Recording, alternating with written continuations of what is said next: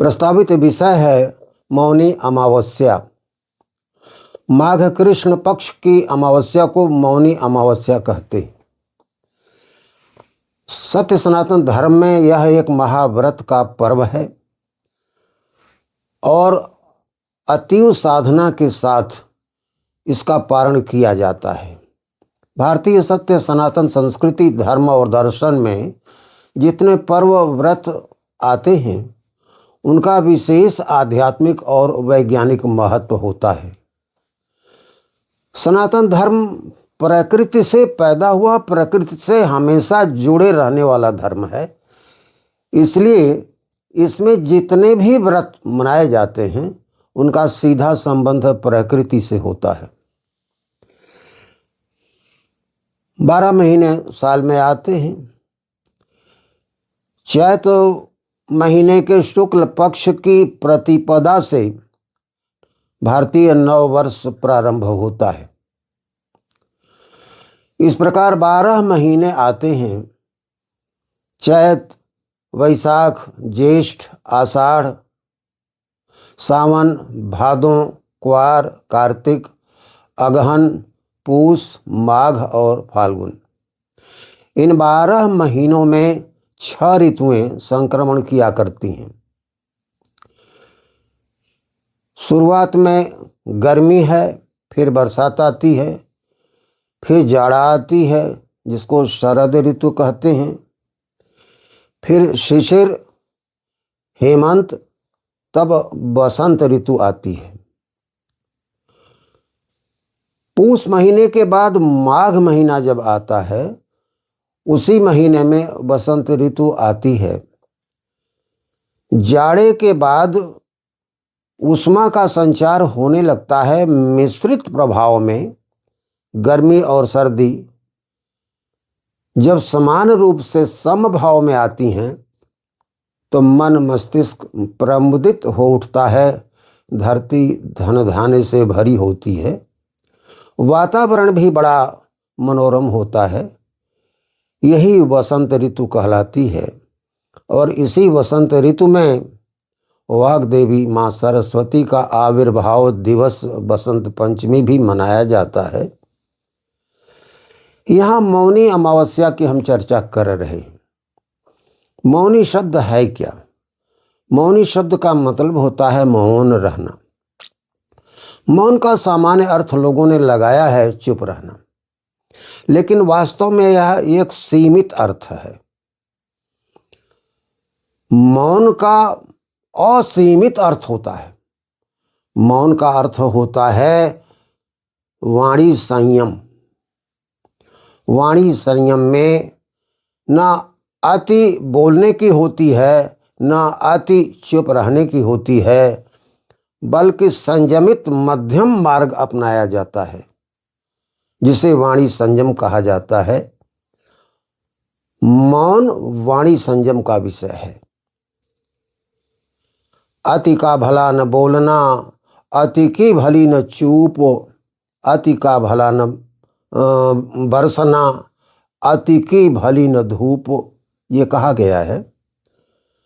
वास्तव में कोई भी गुण, मर्यादा, जो सीमाएं होती हैं उसके मध्य में रहता है तो सद्गुण बनता है, और मर्यादा का उल्लंघन करने के बाद दुर्गुण बनता है।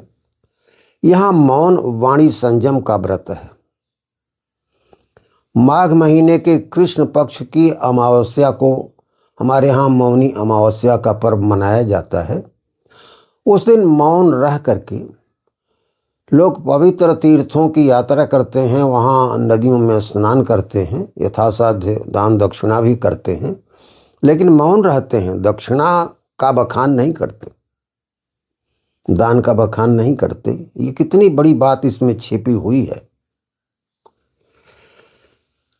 हमारे यहाँ जितने भी पर्व मनाए जाते हैं उन पर्वों के पीछे भारी महत्व होता है, और हमारे पूर्वज ऋषियों ने पर्वों को, त्योहारों को इस प्रकार समायोजित किया है कि कोई कम समझ वाला आदमी भी हो उसे कर ले और उसके माध्यम से उसका लाभ उसे मिल जाए।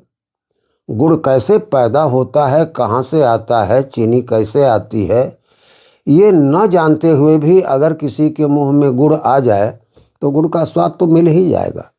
ये विशेषता हमारे ऋषियों पूर्वजों की रही है। पर्वों को उन्होंने प्रकृति से जोड़ा है।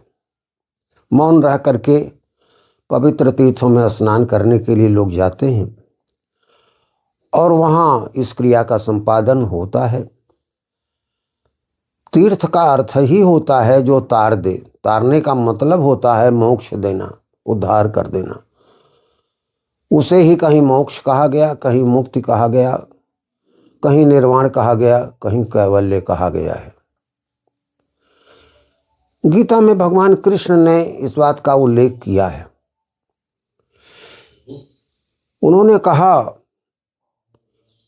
कि यह व्रत मन का व्रत है और मन जब साथ नहीं देता, वश में नहीं होता, तो इसका संपादन करना मुश्किल है।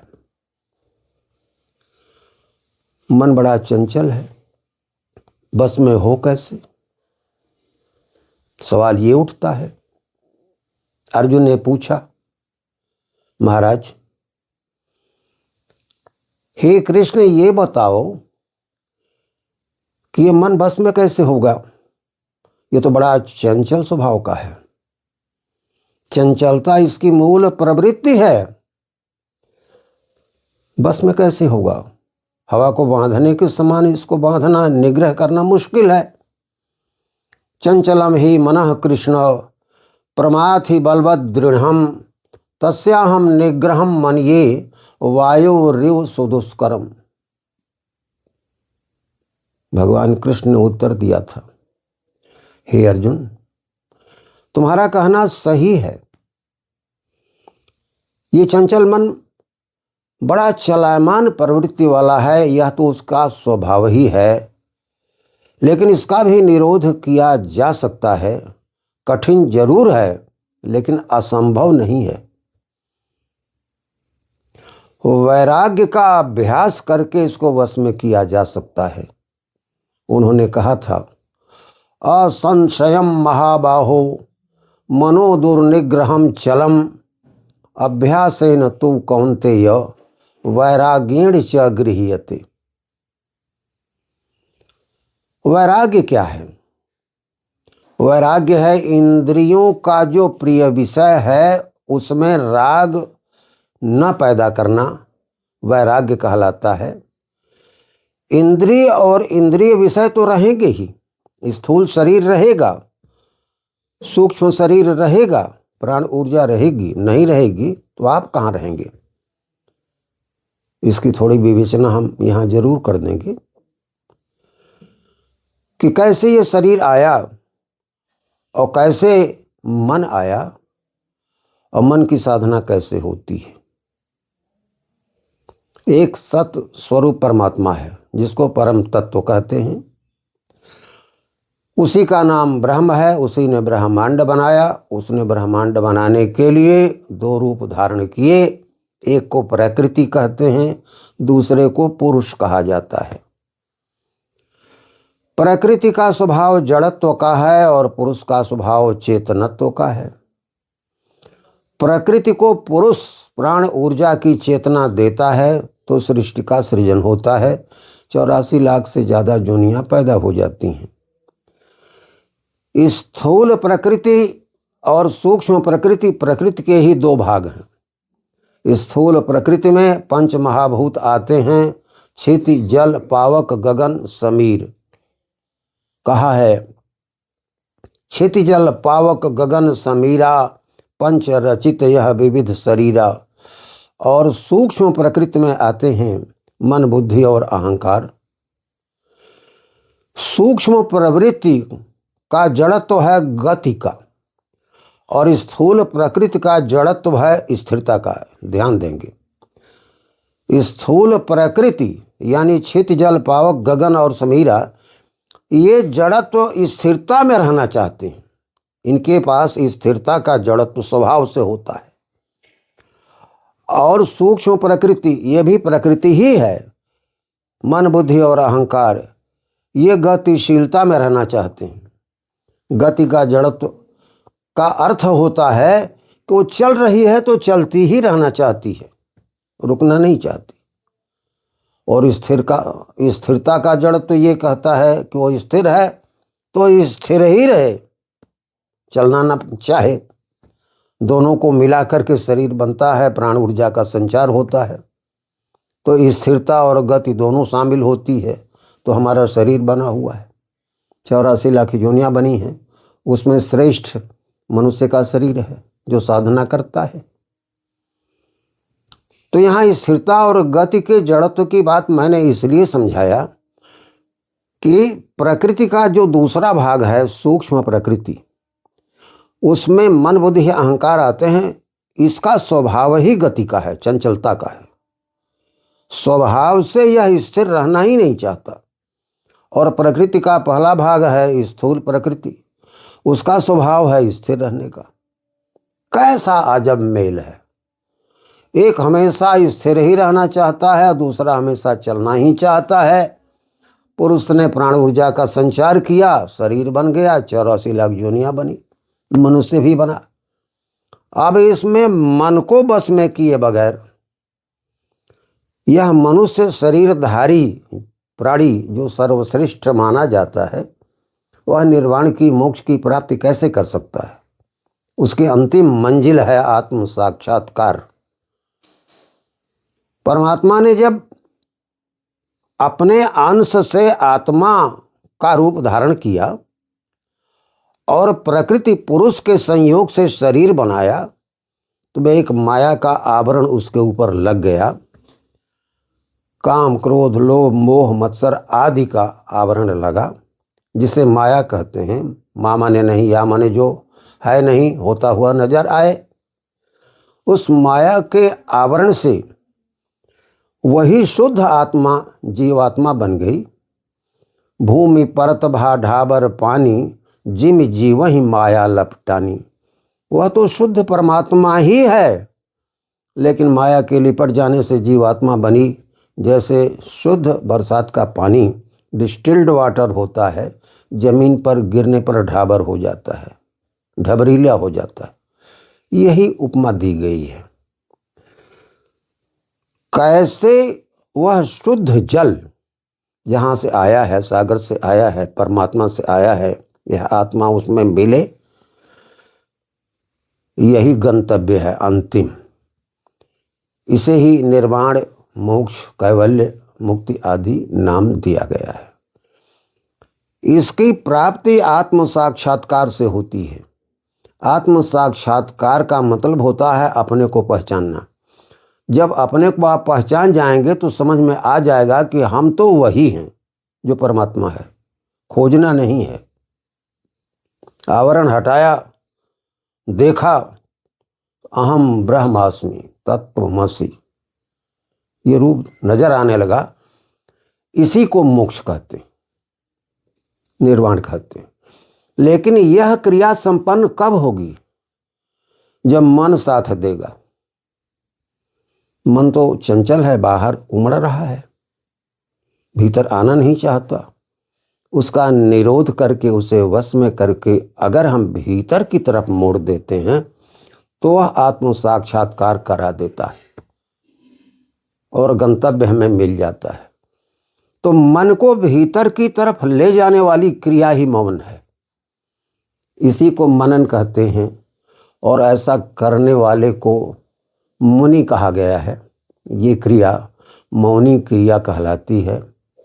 और मौनी का एक स्थूल रूप दिया गया है, ना बोलने जैसा, लेकिन यह वाणी संयम का विषय है, व्यापक है। यही मन अंदर की तरफ मुड़ करके जब मनन करता है तो व्यक्ति को मौनी बनाता है और गंतव्य तक पहुंचाता है। यही क्रिया मौनी अमावस्या की होती है, क्योंकि मन ही बंधन और मन ही मोक्ष दोनों का कारण है। मन बहिर्मुखी स्वभाव का चंचल है, जीव को बंधन में डालता है। और वही वश में हो जाए तो उद्धार कर देता है। मन एवं मनुष्याणाम कारण बंधन मोक्षयो, मन ही मनुष्य के बंधन और मोक्ष दोनों का कारण है। साथ दिया, मोक्ष करा दिया, बस में नहीं रहा तो बंधन का कारण बना। गीता में भगवान कृष्ण ने एक जगह समझाया है, उद्धरेदात्मनात्मानम नात्मानमवसादयेत आत्मन्येव ह्यात्मनो बंधो हो आत्मन्येव ह्यात्मनो रिपुः। रे मानव, तू अपने से अपना उद्धार कर। इस संसार में तेरा कोई मित्र नहीं, तेरा कोई शत्रु नहीं, तू स्वयं ही अपना मित्र है और स्वयं ही अपना शत्रु है। अगर मन तुम्हारे वश में है, तुम्हारे अनुकूल है, तो तू खुद ही अपना मित्र है, अपना उद्धार कर लेगा। अब बस में नहीं है तो फिर बंधन में तो रहना ही पड़ेगा, क्योंकि मन ही बंधन मोक्ष का कारण है। यहाँ अष्टांग योग की क्रियाएं बताई जाती हैं। यहाँ मौन की बात मैं कर रहा हूँ। मौन अष्टांग क्रिया की ओर कैसे ले जाता है, इसको आप ध्यान से देखें। योग में 8 क्रियाएं होती हैं। प्राणायाम, यम, नियम, संयम, आहार, ये 5 जो की क्रियाएं हैं, यम, नियम, संयम, प्राणायाम, आहार आदि स्थूल क्रियाएं हैं, स्थूल शरीर से संबंधित हैं। और आगे धारणा, ध्यान और समाधि, ये सूक्ष्म क्रियाएं हैं जो सूक्ष्म शरीर से संबंधित हैं। 8 को मिला करके अष्टांग योग बनता है। और इसी अष्टांग योग की साधना मन का विनियोग है। मन का विनियोग है मौन, और उसकी तरफ ले जाता है। तब मन धारणा बनाता है, फिर ध्यान करता है, फिर समाधि मिलती है। समाधि ही उसका बोध कराती है। अष्टांग योग में ये बात बताई गई। तो मौन यहाँ पर योग की क्रिया है जो मन को अधीन करता है। हमारे ऋषियों ने, हमारे पूर्वजों ने माघ कृष्ण अमावस्या की तिथि को विशेष तौर से इस व्रत को समर्पित किया है, ताकि लोग मौन व्रत का महत्व समझ सकें। बंधुओं, कई प्रकार से इस बात को समझाने की मैंने यथासाध्य चेष्टा किया है। गीता में बहुत सारे श्लोक आए हैं जिसमें भगवान कृष्ण ने मौन के बारे में कहा है। एक जगह वो कहते हैं, तुल्य निंदा स्तुतिर मौनी संतुष्टो एन केनचित अभितो ब्रह्म निर्वाण वर्तते विदितात्मनम यदिच्छा लाभ संतुष्टो द्वंद्वातीतो विमत्सरः अभितो ब्रह्म निर्वाण वर्तते विदितात्मनम। इन बातों के माध्यम से भगवान कृष्ण ने यह बात समझाने की चेष्टा किया है कि मन कब संतुष्ट होकर के मनन की ओर जाता है, उस समय क्या स्थिति होती है। तुल्य निंदा स्तुतिर मौनी संतुष्टो एन केनचित। निंदा हो, स्तुति हो, दोनों में वह चलायमान नहीं होता। मन दोनों के प्रति समभाव रखता है। ये स्थिति मौन व्रत की होती है। उसे मौनी कहा गया है, मुनि कहा गया है। और ऐसा मुनि ही स्थित प्रज्ञ होता है, जिसे वो साधना सिद्धि तक पहुंचा देती है।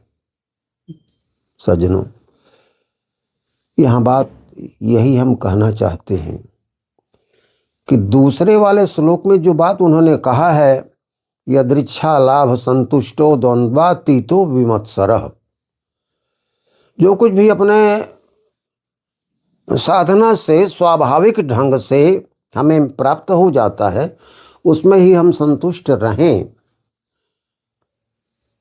और द्वंद्व से विमुख हो जाएं। सुख दुख, लाभ हानि, जय पराजय आदि ये द्वंद्व कहे जाते हैं। इन द्वंद्वों से अतीत हो जाए मन, इन द्वंद्वों से परे हो जाए, इसका कोई प्रभाव उसके ऊपर न पड़े, वही मौन की स्थिति है, वही मौनी की स्थिति बनती है। वहां जाने के बाद हर प्रकार से वह संतुष्ट हो जाता है और ब्रह्म निर्वाण की उसे प्राप्ति हो जाती है। ये मौन है जो वहां तक पहुंचाता है। इसकी व्याख्या उन्होंने यदृच्छा लाभ संतुष्टो द्वंद्वातीतो विमत्सरः में किया है और तुल्य निंदा स्तुतिर मौनी संतुष्टो एन केन चित में किया है। जिस भी किसी प्रकार से परमात्मा ने रखा है संतुष्ट रहते हैं। जाहि विधि राखे राम वाही विधि रहिए, भजन गाया जाता है। ये उसी तरफ ले जाता है, उसी मौन की तरफ ले जाता है। जब ये वृत्ति आ जाती है, कुछ स्मृतियां हैं जिनको यहाँ देना मैं उचित समझता हूँ ताकि बात आप समझ लें। बचपन में हम लोग जिस विद्यालय में यहाँ पढ़े हैं, श्री विंध्येश्वरी स्मारक आदि विद्यालय, इसके संस्थापक की गोद में रह करके पढ़ने का, सीखने का मौका मिला है।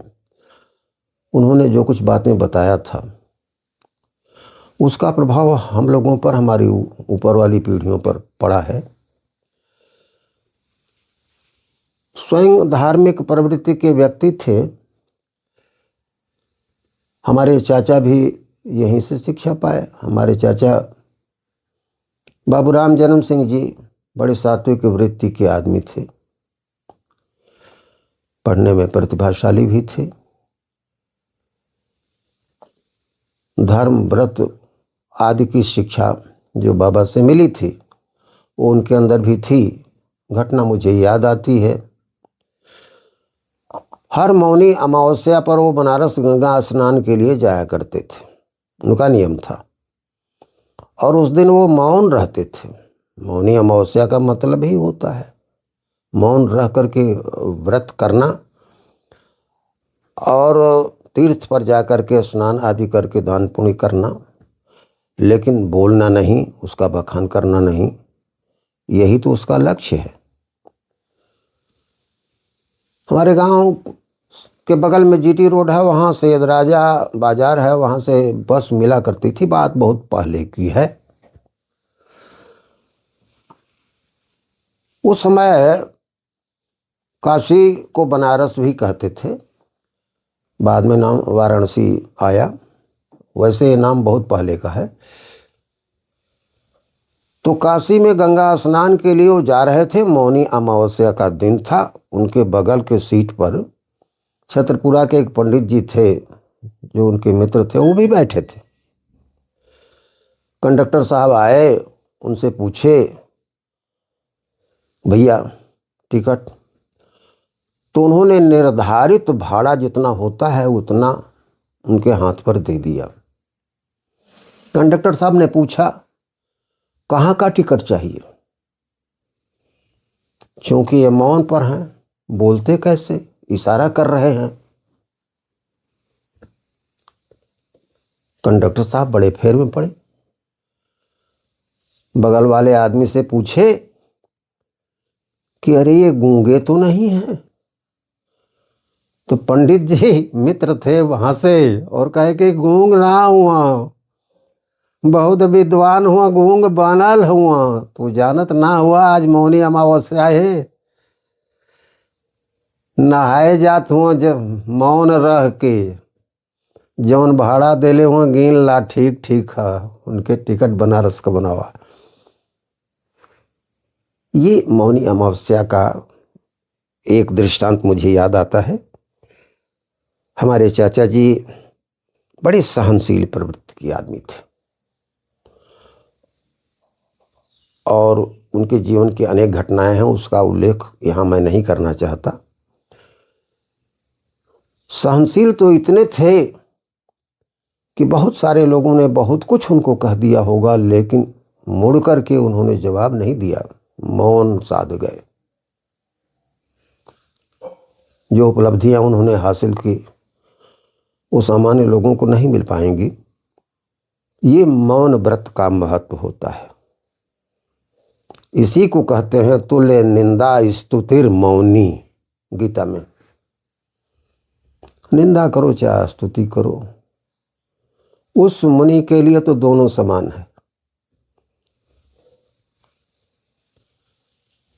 जीवन की एक घटना मुझे और याद आती है। हम लोग बचपन में आदित्य नारायण राज्य के इंटर कॉलेज चकिया में पढ़ा करते थे। वहाँ की घटना है। वहाँ बाबू उमाशंकर लाल श्रीवास्तव जी एक विद्वान अध्यापक हुआ करते थे। लड़कों से बहुत प्यार करते थे, सबसे प्यार करते थे। हिंदी साहित्य, अंग्रेजी, दर्शन के अच्छे ज्ञाता थे। जब पढ़ाते तो मानो जुबान से फूल झड़ते हों। लेकिन वो हंसी मजाक में लड़कों से हंसी मजाक भी करते और गाली दिया करते थे। उनकी गाली अवघड़ी गाली थी। प्रिंसिपल से लेकर के सारे अध्यापक लोग उनका बड़ा सम्मान करते थे और लड़के भी सम्मान करते। एक समय घटना घटी। एक लड़का आया, एडमिशन नया नया लिया और मास्टर साहब का तो स्वभाव ही है, उसको गाली दे के पुकारे। आया तो जरूर, लेकिन रोने लगा। स्टाफ में रेसेस का समय था, अध्यापक भी बैठे थे, मास्टर साहब भी बैठे थे, अरे प्रिंसिपल साहब भी थे। अब उसे साहस तो नहीं था कि किसी अध्यापक की शिकायत हम प्रिंसिपल से कर दें। वो जमाना था जहाँ बच्चों में अध्यापकों के प्रति बड़ा आदर भाव रहा करता था, उनकी शिकायत लोग नहीं करते थे। वहाँ जाके वो सिसकियाँ भर के रो रहा था। तो प्रिंसिपल साहब ने पूछा, अरे काहे को रो रहे हो? वो बताता कुछ नहीं, सिसकियाँ भर रहा था। बड़े प्रयास के बाद तो मालूम हुआ कि मास्टर साहब ने गाली दे दिया है, इसलिए रो रहा है। तो प्रिंसिपल साहब तो समझ ही गए, मास्टर साहब लोग भी जान ही गए। परिचारक को भेज करके मास्टर साहब को बुलवाए। मास्टर साहब आए, सब लोग खड़े हो गए, उनको बैठाया गया और गालियां दे करके उन्होंने कहा, अरे फलान चिन तुम लोग काहे में बोला है? सब हंसने लगे, लड़का भी हंस दिया। तब प्रिंसिपल साहब ने कहा कि जिस लिए हम लोग बुलाए हैं उसका उत्तर तो मिल गया, अब आगे कहने की कोई ज़रूरत नहीं। लड़का भी हंस रहा था। कहा कि अरे बेटा तुम रो मत, लड़कों से जितना प्यार करते हैं उतना कोई करेगा नहीं, और जो बातें समझाते हैं वो भी कोई नहीं समझा पाएगा। ये तो हमको भी गाली देते हैं, देखो, और हम लोग इनकी गाली का कोई माख नहीं मानते। तुम नए आए हो इसलिए बात तुम्हारे समझ में नहीं आई। उस परम पूज्य गुरुदेव का मुझे स्मरण आता है, बाबू उमाशंकर लाल श्रीवास्तव जी, जो कितने विद्वान पुरुष थे। वो कहा करते थे कि ये अघोर साधना है, इसकी नकल मत किया करो। नकल से कोई आदमी आज तक महान नहीं बना। वो दिन मुझे याद आते हैं, संस्मरण में सुना रहा हूँ। अब तो वो इस दुनिया में नहीं है, लेकिन उनकी आत्मा जहाँ कहीं भी हो, हमारी श्रद्धा हमारा साष्टांग नमन उनके प्रति है। चकिया विद्यालय में एक बात और घटी थी, उसकी भी याद आती है, थोड़ी चर्चा हम कर देते हैं। ये आत्म प्रशंसा की बात नहीं है, विषय को स्पष्ट करने के लिए मैं कह रहा हूं।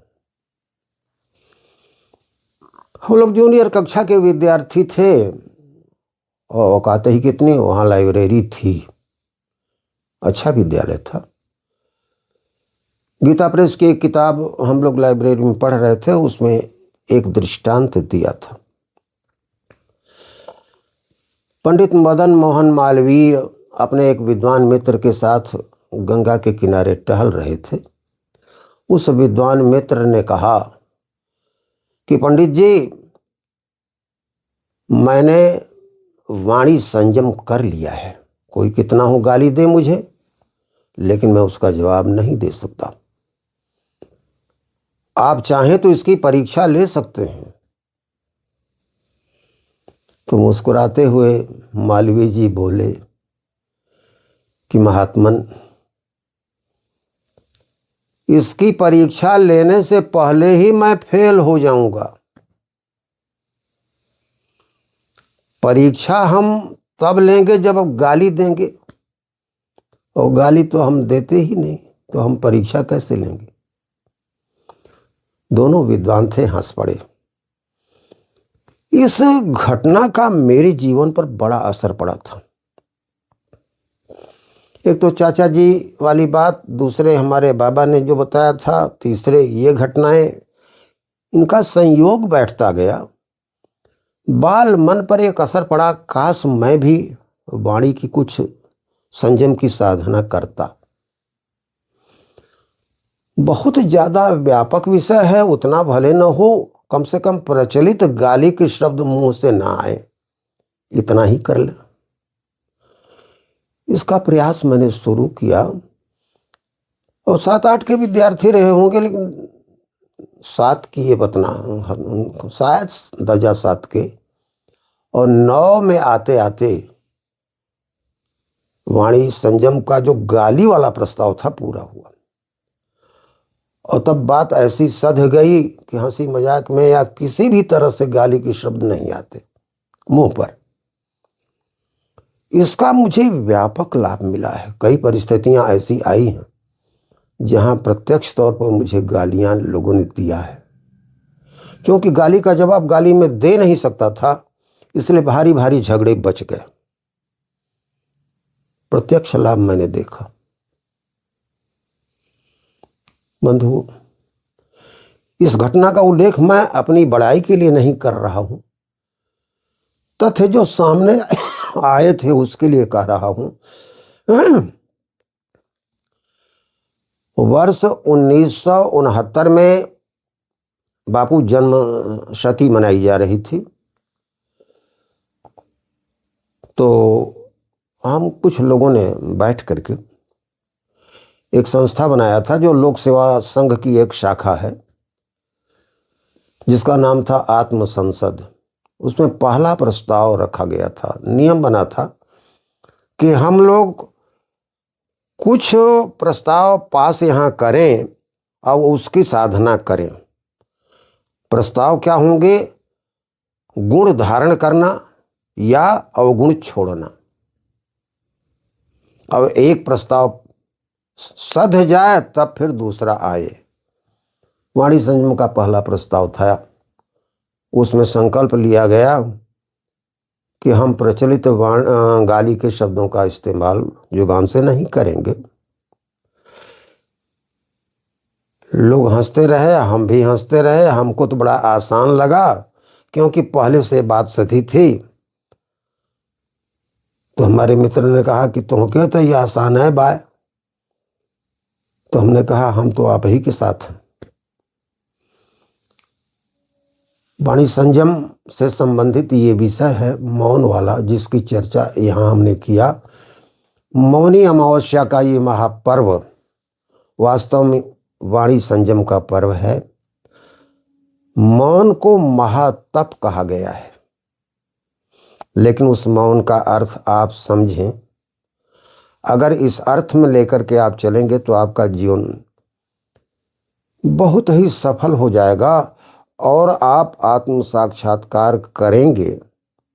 आपको मुक्ति, मोक्ष, कैवल्य या निर्वाण जो भी कहें प्राप्त हो सकता है। यह है मौनी अमावस्या का महत्व। माघ अमावस्या को अभी हाल में, क्या आज ही ये पर्व बीता है।